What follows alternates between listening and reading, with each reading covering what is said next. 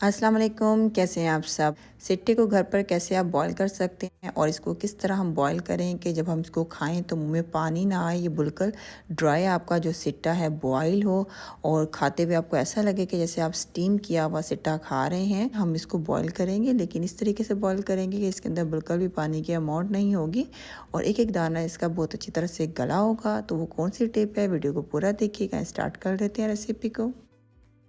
मैं सिट्टे को बनाऊंगी प्रेशर कुकर में। अगर आपके पास प्रेशर कुकर नहीं है तो आप सिंपल देगची में भी इसको पका सकते हैं। टाइम थोड़ा ज़्यादा लगेगा, उस हिसाब से आप एडजस्ट कर लिएगा। और एक स्टैंड रख देंगे प्रेशर कुकर के अंदर। ही स्टैंड आपने ज़रूर रखना है और पानी आपने इतना डालना है कि तकरीबन 1 गिलास पानी आपका स्टैंड से ऊपर होना चाहिए। और इसके ऊपर हम रख देंगे अपने सिट्टे। और आप देख सकते हैं हमारे जो सिट्टे हैं आधे पानी के अंदर है, आधे पानी से ऊपर है। अगर आपको बिल्कुल ड्राई स्टीम किया हुआ जो है सिट्टा चाहिए तो आपने इसको इसी तरह ही प्रेशर कुकर में कुक करना है। बहुत ही मुलायम सा, सॉफ्ट सा, ड्राई सा सिट्टा ये हमारा तैयार होगा। जिस तरह आप किसी स्टीम में या दम वाले कोयले वाला जो सिट्टा खाते हैं ना, उस तरह का ये तैयार होगा।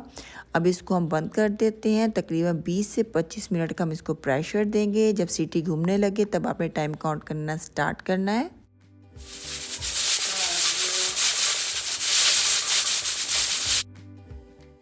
तकरीबन 25 मिनट हो चुके थे प्रेशर कुकर को चलते हुए, तो इसको बहुत ही ध्यान से मैंने ओपन कर लिया है और हमारे सिट्टे बिल्कुल तैयार है। और आप देख सकते हैं जो 1 गिलास पानी स्टैंड के ऊपर था ये बिल्कुल एवोपरेट हो चुका है।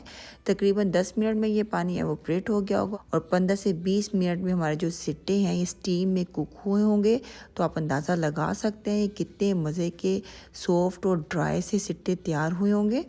और इसको सर्व करेंगे हम लेमन के साथ और चाट मसाले के साथ।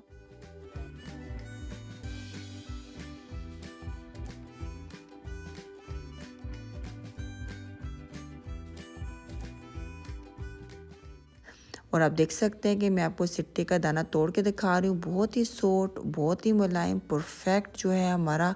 इसको आप बॉइल्ड सिट्टा भी कह सकते हैं और स्टीम सिट्टा भी कह सकते हैं।